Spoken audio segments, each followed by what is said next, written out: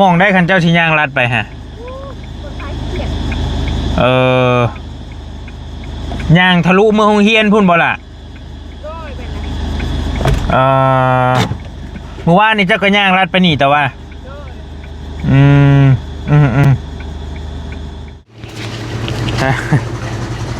ไม่เท่ามือบ่ไม่เฮือนบ่ก็ซื้อมาฝากแล้วคันเรามือกันเรากินยังแต่ก็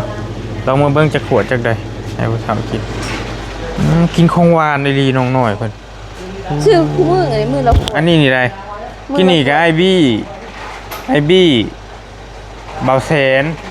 ก็จะอันนี้ก็ของหวานนี่เอ้ย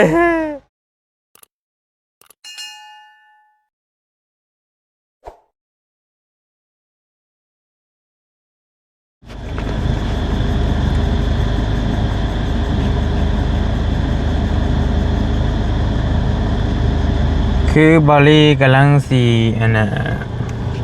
เมื่อส่งน้องน้อยเพิ่นเนาะพี่น้องเนาะน้องเพิ่นกำลังสีเอาหม้อไปย่างไปส่งอยู่เทียงนี้ว่าซั่นแหละอ้ายไปรับเฮาอยู่นี่เด้อเพิ่นว่าหม้ออยู่เทียงใกล้ๆนี่นะมันมีเทียงคนอยู่ในนี้น้องเพิ่นก็ฮู้จักกันเนาะบอลลี่กำลังขับรถตามน้องเพิ่นอยู่บอลลี่อยากให้พี่ให้น้องเห็นเรื่องความลำบากของน้องเพิ่นมื้อนี้หันตอนแรกบอลลี่กำลังสิออกเมื่อแล้วแหละบอลลี่กำลังจะขึ้นไปหาน้องชายทางน้องสายฟ้าอยู่เทิงพุ่นแต่ว่าหาทางไอ้เพิ่นกับเพิ่นทางว่าจะให้บอจิตเมื่อส่งทางบอแซนเมื่อส่งเพิ่นกับว่าเพิ่นน้ำมันเพิ่นยันน้ำมันเบิดเพิ่นว่ายันน้ำมันบ่พอเพราะว่าเติมน้ำมันมาหน่อยน้ำมันเพลงนะตอนแรกบอลลี่ว่าสิพาออกไปเดี๋ยวน้องเพิ่นย่างมาตอนแรกบอลลี่ว่าสิออกไปแล้วเพราะว่าบอลลี่สิเมื่อไหวแน่ก็เลยว่าอาจจะให้ทางไอ้เพิ่นมาส่งไปส่งน้องน้อยแต่ว่าบัดนี้แล้วเพิ่นก็ว่ายันน้ำมันบ่พอทางน้องบี้อันนั้นเพิ่นก็เผาเมื่อรถจักรท่านนั้นก็ได้ก็บอลลี่ต้องได้มาส่งน้องเพิ่นคือเก่าใช่น้องน้อยเพิ่นเอาอันนี้ไปส่งเอาเอาหม้อไปส่งอยู่เที่ยงนี้เพิ่นไปยืมหม้อแล้วมาต้มมีกันกินมองเว้นนี่เด้พี่น้องเนาะคันว่าบ่มีไผเมื่อส่งอีหลีแล้วก็แม่นประมาณนี้น้องบ่สิย่างลัดมื้อนี้เลยได้พี่น้องนี่ย่างลัดมื้อนี้มองทางหน้านี่เลยนี่ย่างดิกมานี่ย่างมาทางพี่เลยเพราะว่ามันบ่มีรถได้เฮ็ดซะได้ซั่นนะพี่น้องต้องย่างลัดเมื่อมองเขาเจ้าขายเฮ็ดแล้วย่างทะลุไปพุ่นทะลุไปทงเฮือนยายแต๊บแล้วย่างทะลุไปพุ่นลัดป่าไปพุ่นทะลุโรงเรียนพุ่นน่ะพี่น้องเนาะ ใช่แล้วย่างลัดไปทางใดล่ะ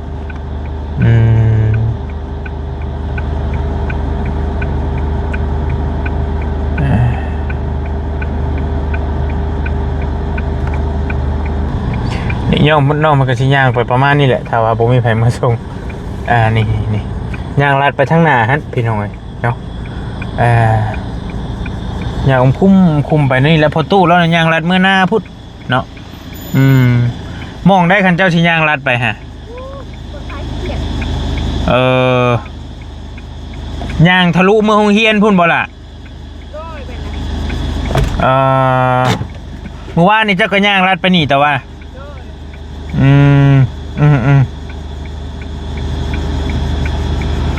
พอจากที่ไม่น้องเพิ่นเมื่อพุ่นน่ะมันก็โอ้3-4 ลักพุ่นมั้งเมื่อฮอดเคยไม่เฒ่าแล้วก็ลังสิย่างลัดไม่เคยไม่เฒ่าพี่น้องเนาะป้าพี่จะมาขึ้นทางพี่จะย่างมาขึ้นทางพี่อันนี้คือชีวิตจริงน้องเพิ่นนะตอนนี้บ่แม่นเรื่องแบบว่าเฮาแต่งเติมอีหยังแต่อย่างไรบ่อันนี้คือเรื่องจริงเรื่องแท้ที่มันชีวิตน้องเพิ่นใช้ชีวิตอยู่สบายดีแล้วล่ะเด้อกันให้ย่างเมื่อได้บ่ขับบ่ได้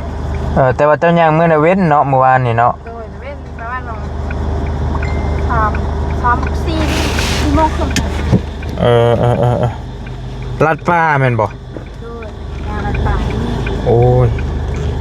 ย my god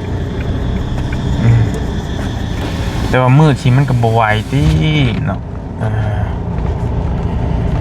ดีบ่รีบ่ออกเมื่อก่อนกินนี่ฮะ ถ้าบริว่าสิออกไปก่อนแล้วสิให้ทั้งเขาบ่จิตเพิ่นมื้อส่งเด้อแต่ว่าคันจำเป็นลีโน่มันก็สิเมื่ออยู่ดอก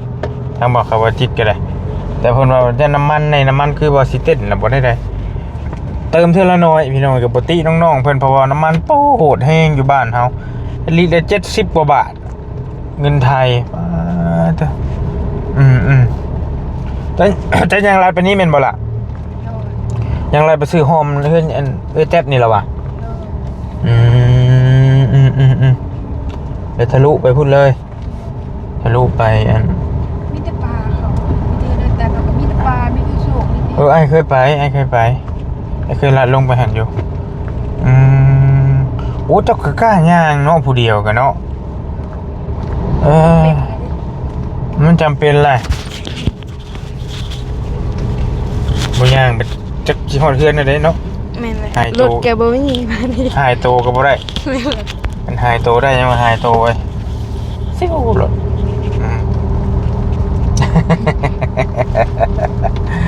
เข้าสู่วังเวียนอันเก่าเมื่อวานนี่บ่ได้มาแหละน้องพัชชัยเพิ่นมาส่งอยู่หิมทางนี่แหละให้น้องน้อยย่างมื้อนะเพิ่นก็ลาก3อันนั้นก็ได้มากับน้องเบลเพิ่นแต่มื้อบอลี่มาคันบอลี่อยู่แล้วบอลี่มื้อส่งอยู่นี่น้อง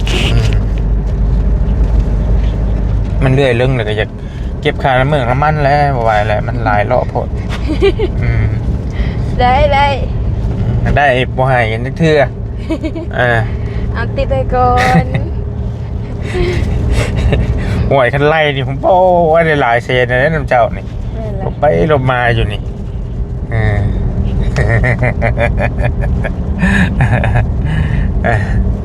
เดี๋ยวไปยุคน้ำมันแพงแบบนี้ป้าไปก็อืดแล้วเว้ย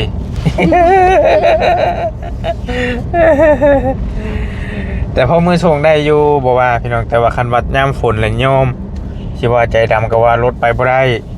มื่นแท้ทางออกบ้านน้องไปนะยามนี้ได้ทางเหงไม่มีปัญหาไปได้สบายว่าแต่เก่าเขาก็เที่ยวประจำนะเพจเขาเทียบจะว่าจักเกือบคู่คนแหละพี่น้องเนาะที่เขาไปลบมาอยู่พวกเขาซอยเพื่อนกับหลายหลังซอยพาตัดกับหลายเขตในบ้านนาเพงนี่หลายคนเจาะน้ำกับหลายบ่อนะถ้าอยู่เฮือนเนาะจักไปสิเมื่อวันไม่เถ่าบ่มาเช่เลขมาเท่ๆมานี่ออกมันก็บ่ลีกมึงมันสิออกลีหลายเฮงลายนั่นดึกดับเสียรถจนดับเห็นบอกหันได้ไอ้บอกแล้วเรียกมาจากในกระม่ามานี่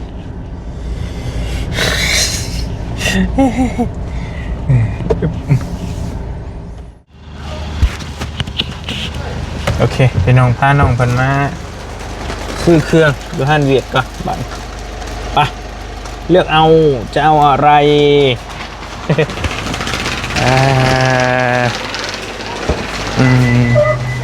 มันมีด่านต้องแวะนี่กันไม่เท่ามือบ่ไม่เฮือนบ่ก็ซื้อมาฝากแล้วค่ะเราเมื่อกันเรากินยังแต่ก็เรามาเบิ่งจะขวดจากใดให้ผู้ทำกินของหวานในรีน้องหน่อยเพิ่นชื่อมือไงมือเราอันนี้นี่ไรกินนี่กับไอบี้เบาแสนก็จะซึ่งมีแต่น้ำหวานเหมือนป่ะเว้นนี่กะแป๊บซี่กวนในผู้เดียวโอ้ยพี่ลึกเอายังอีกป่ะนี่ อันนี้ก็กินอะไรกินแต่ของหวานนี่พ่อเป็นป่ะอันนี้ก็ของหวานนี่เอ้ยไอติมเอาอย่างนี้ป่ะเนี่ยก็มีเป็นป่ะเพื่อนน้องมันทั้งหน้านี้พี่น้องแต่อันนี้เราเป็นห้านค้าอยู่ประจำบ้านเพื่อนเป็นแวะชื่อตลอดชุดเราจะก็มาซื้อนี่แต่ว่าแม่นี่จะมาซื้อพอบ่สำนักบ่ว้าตัวต้องกินแต่ของหวานท่านล่ะ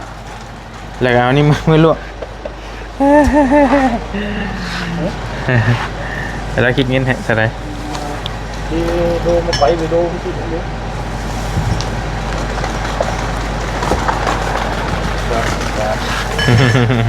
ได้ sao cũng sao เลย33,000กินของหวานแต่ว่าตัวมื้อนี้ข้าวยังบ่ทันกินไอ้เบิ่งแม่นบ่เบิดมื้อเลยได้กินของหวานแทนพอพี่ลึกพี่ลือขอบใจไปเอ้าแม่นบ่พอบ่ 5,000 อันนี้5,000บ่โอเคเราบ่เห็น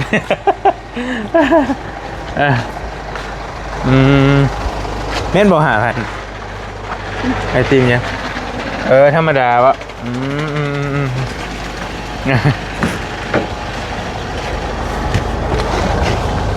โอเคก็คือถึกแฮะบ่ละ แต่ก่อนอันละ 2,000 3,000 อันนี้เลย นี่อันนี้มัน มันเป็นโครงไงวะอ๋อของนี่เฮาบ่โอ้ยคันบ่โครงอันนั้นน่ะมัน10ปลายหรือเช้านี่วะของอันตัวหนึงนะตัวของไทยนะของเข้มๆเลยนะอย่าตีคิวนะ เอาแล้วหมอนี่ แต่ว่าตอนนี้นะมัน5,000นี่เนาะ เด้อ ของธรรมดาตัวธรรมดานี่อุ้ยตัวคือพี่ลึกแท้หล่ะต้องกินของหวานพี่ลึกพี่ลื้อหน่อยไอ้โยมเจ้าเด้อไอ้ก็ว่าไอ้ผู้หนึงอย่าได้หมักหวานมักอันนี้ว่าเห็นเจ้าแห้งนัก เบาเนี้เฮ้ยเห็นว่าก็ได้กินเป๊ปซี่วัดกดใหญ่แล้วก็ มื้อนี้กินเป๊ปซี่บัดขวดใหญ่ขวดหนึงผู้เดียว น้ำมะพร้าวแล้วก็ น้ำมะพร้าว ตัวมีวุ้น2อันแต่2อันมืดน้ำอีหยังแม่วะน้ำก้อนก็ถงหนึ่งมื้อนี้ โทรหาพัน ขนมอีกบาทมีอีกบาท ขนาดนั้นเลยเหรอ โอ้ my god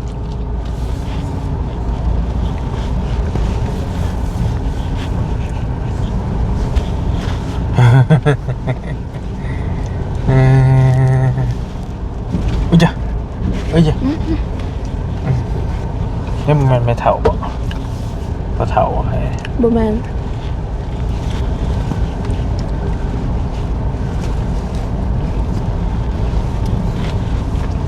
ไปจุไฟเนี่ยก่อนกลุ่มนี่นะ น่าจะไม่เท่าว่ะ มันนี่จุไฟแดงขึ้นหูนอยู่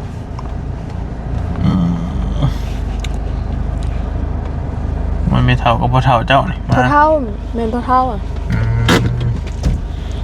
โอเคเดี๋ยวเจ้าหยิบเอาขนมไปฝากเพื่อนเลย ตัวนี้ ตัวใดก็เอาลูกผมจะเอาไปฝากกระเท่าขอบใจหลายๆเอาไม้ให้ก่อน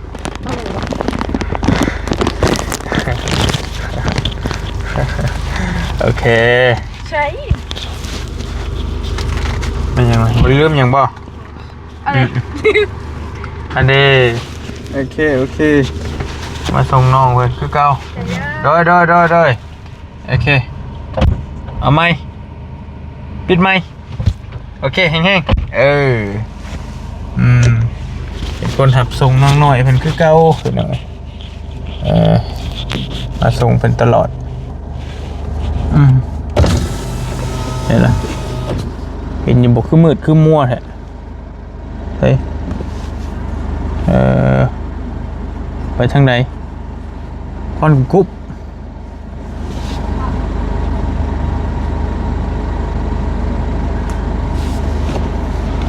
ปุ่นกี่หน่อยกี่ปุ่นกี่พ่อยไปเดินทางเขากระดาษบัตรในวอลลี่มาส่งน้องเพิ่นเป็นอีกมือนึงกะเดินทางมาส่งตลอดแหละตามที่มาได้วอลลี่ก็ได้มาเรื่อยๆส่งนางน้อยเพิ่น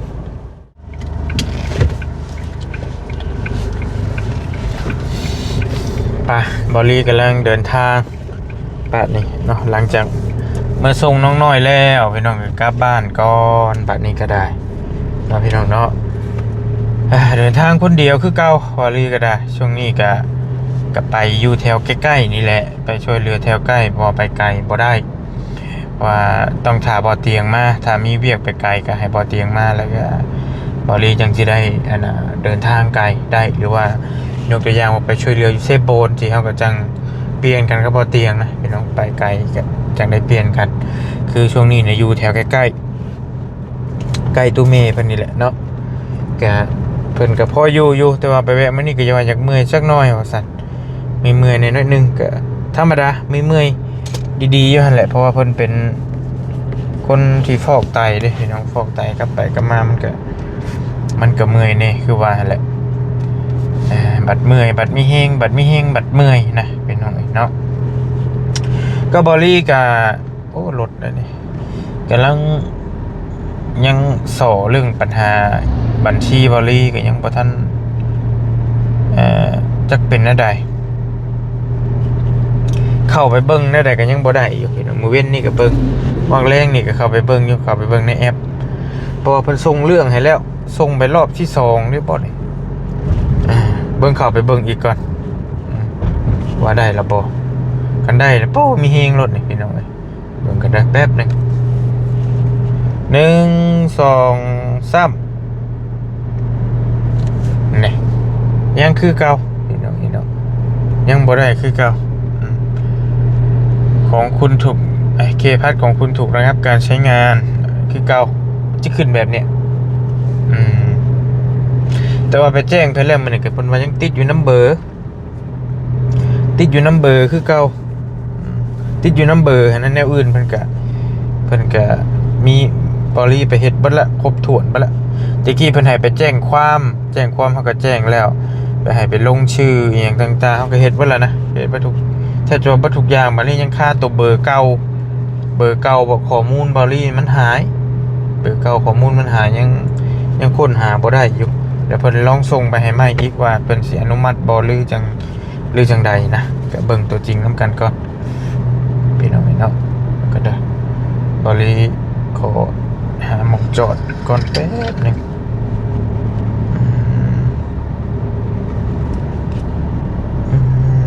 จอดเอาสัญญาณก่อนแป๊บนึง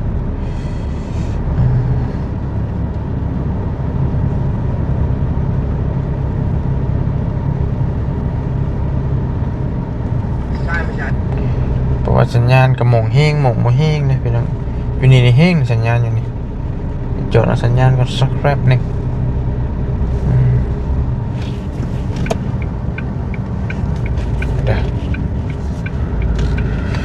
ช่วงนี้ก็เดินทางคนเดียวเป็นแทบจะว่าเดินทางคนเดียวตลอดนะบริช่วงนี้ก็ได้บอกค่อยได้เดินทางกับหมู่ก็บอกก็แล้วแต่โอกาสแล้วแต่เวลาไปกับหมู่เวลาไปกับหมู่ก็ไปนะแต่ว่าช่วงนี้จะได้เดินทางคนเดียวเรื่อยๆอยู่บริก็ได้เดี๋ยวจอดเอาสัญญาณก่อนแป๊บนึง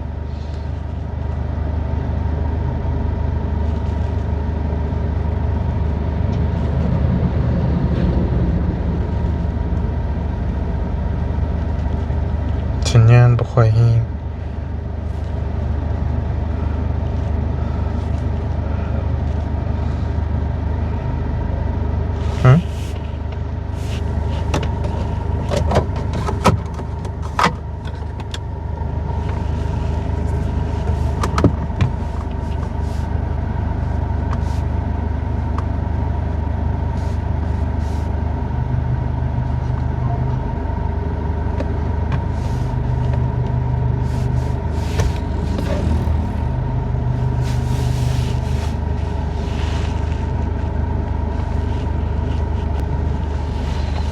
สัญญาณคือบ่แฮง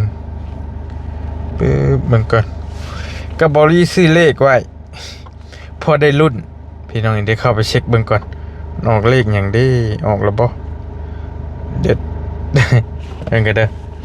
บ่รีซื้อเลขไว้ส่งไปซื้อน้ำบ่อแก้วเมียบ่อแก้วขายเลขเบิ่งกันเด้อก็บ่ได้ซื้อหลายดอกเบิ่งก่อนว่ามันสิถูกบ่รอบที่แล้วนั่นถึงแล้วเพิ่น400,000ปลายประมาณ600 บาทนี่บ่ได้ซื้อหลายเหมือนกันเด้ยังบ่ทันเห็นมาอยู่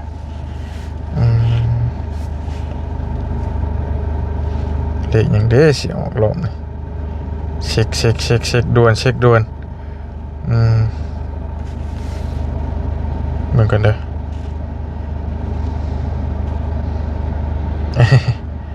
บอลลี่ซื้อประมาณ100 กว่าบาทนี่แหละตรวจหวยตัวตะกำก็มีตามหมดเวลามันโอเควันที่6โอเคมื้อนี้วันที่6 เมษาเดี๋ยวเบิ่งกันลุ้นเลขยัง1 2ใส่ยังรอผลอยู่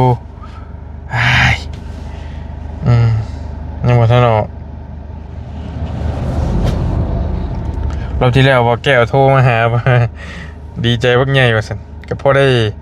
ค่ากาแฟพี่น้อง ใส่ว่าท่านเห็นครับ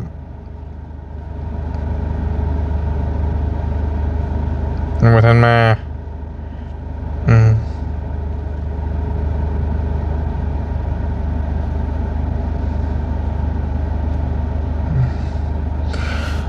เอ็ด ออกแล้ว1เลขกระต่าย88บริซื้ออยู่บ่เอ้ยออกเลขรถบ่เตียงออกเลขรถบ่เตียง8877โอ้ยบริว่าอยู่บนนั้นเลขกระต่ายเพิ่นก่อนเอากันเด้อ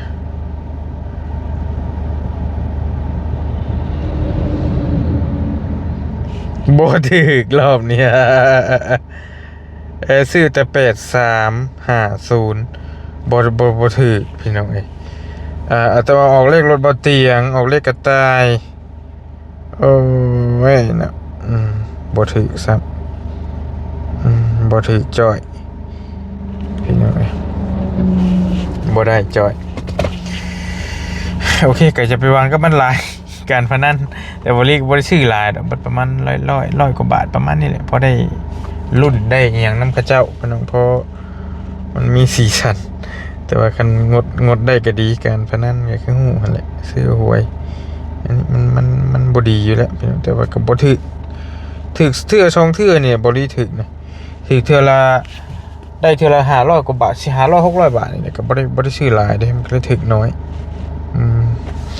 โอเคประมาณนี้แหละพี่น้องบอลลี่ก็เดินทางมาส่งน้องน้อยเพิ่นแล้วก็ได้ไปส่งเพิ่นฮอดเทือนซื้อแนวอยากน่ากินแล้วพาเพิ่นลงริมานั่นแหละไปซื้อเครื่องเนาะแล้วก็ขอบใจหลายๆพ่อแม่พี่น้องที่ติดตามรับชมเคสน้องน้อยเฮาโดยตลอดมาเนาะมื้อนี้ก็มีโอกาสได้ไปส่งน้องเพิ่นอยู่เฮือนอีกเทื่อนึงเนาะก็ติดตามน้องเพิ่นในตอนต่อไปการช่วยเหลือน้องเพิ่นก็ยังได้บ่ทันหลายก็ได้ตั้งเสาเทคานแล้วก็แนวอื่นก็ยังบ่ทันมีเนาะแต่จังว่ากันอยู่ดีมีแฮงร่ำรวยบ๊ายบายพี่น้องเดินทางก่อนเลขก็บ่ถึก เด้อ